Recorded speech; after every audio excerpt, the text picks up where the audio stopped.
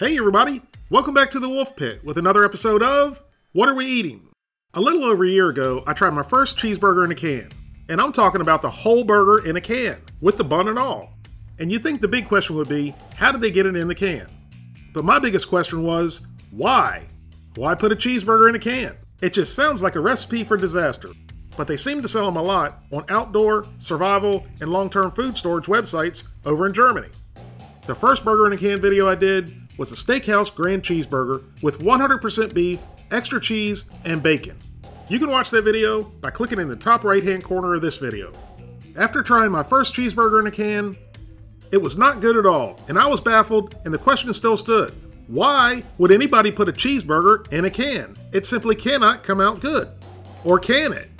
No pun intended. Well, we're gonna find out today, because I'll try anything twice. Just ask my ex-wife. And I'm a glutton for punishment. So I'm going to try a trekking burger. Trekking simply means to go on a long, arduous journey on foot. Now the name of the burger makes a lot of sense. You pick up a trekking burger, put it in your back pocket, go camping, hiking, or on a journey, and then when you get hungry, you reach in your back pocket and you got a cheeseburger ready to eat. That sounds like a really good concept, doesn't it? But the first cheeseburger in a can I tried proved that sometimes a good concept can be just that, a good concept, and not reality. There was no description on the can or the website about what exactly was on the burger. So let's look at the ingredients and see what all's on our burger. We have the sesame seed bun, the burger, the cheese, fried onions, pickles, ketchup, and mustard. That sounds pretty good, like a basic cheeseburger. But let's go back and see what exactly is in that burger. This burger has more fillers in it than your mother-in-law's dense as a brick meatloaf. The serving size is 100 grams. But our trekking burger weighs 150 grams, so I'm going to give you the numbers for the whole burger. And I'm going to round those numbers to a whole number. For the whole burger, there's 419 calories, 27 grams of total fat, 17 grams of saturated fat, 25 grams of carbohydrates, 5 grams of sugars, 19 grams of protein, 2 grams of salt, which is equivalent to 828 milligrams of sodium.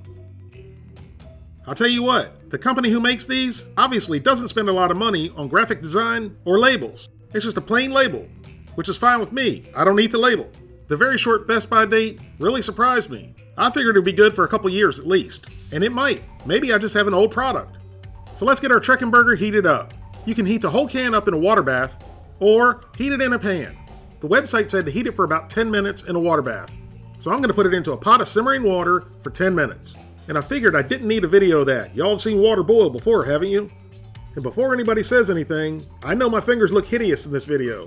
But I'm going to go today or tomorrow and get my first ever manicure, so my hands look nice for you, the people. After simmering for 10 minutes, our trekking burger is ready. So let's get the can open, get the trekking burger out, and give it a try.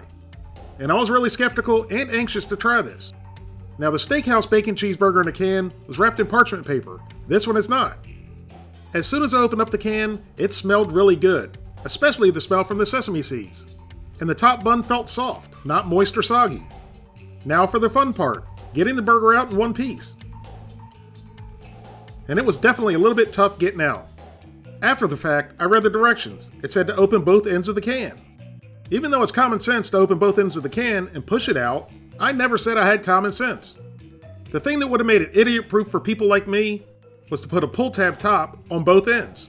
But either way, our trekking burger came out looking pretty good. Not too shabby.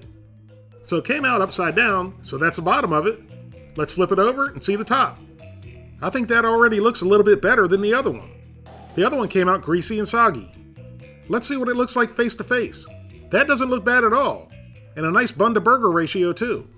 Now let's take our burger apart and see what's under the bun. And I was definitely hoping to see something a little bit more appetizing. I guess it's just a combination of the mustard, ketchup, fried onions, and pickles. But closer up, it didn't look too bad. And I don't know why I didn't show the inside of the top bun. Sorry about that. My hands weren't cooperating and I was getting frustrated, so I guess I forgot. So I do apologize to you, the people. So let's cut our trekking burger in half and give it a try. And I could definitely feel the denseness of the burger as I cut through it. But for the most part, it held together pretty good and it looks pretty good. But now it's time for the moment of truth. And we're going to find out if it's any good or not. Right there, it definitely does not look bad at all. You can see on the bun where the moisture from the meat and the condiments just barely soaked in. So the bun isn't soggy at all. So now the only thing left to do was to give it a try. And once I did bite into it, I was very happily surprised. The bun was pretty soft, the burger had a good flavor, and even with all the fillers in the burger, it still had a pretty good texture. Just a little bit firmer than a normal burger. That first bite was far more enjoyable than I thought it would be. It definitely wasn't too bad at all. I'd rather take all of those bread fillers any day over TVP. So I tried a piece of the burger by itself. And if you look close, you can see the pickles and the cheese. And again, the burger by itself had a good flavor. And the burger was also very moist. I couldn't believe I was actually enjoying a cheeseburger in a can. I enjoyed it enough to take another bite of the other half. If I wasn't on a low-carb diet, I could have and would have finished the whole burger.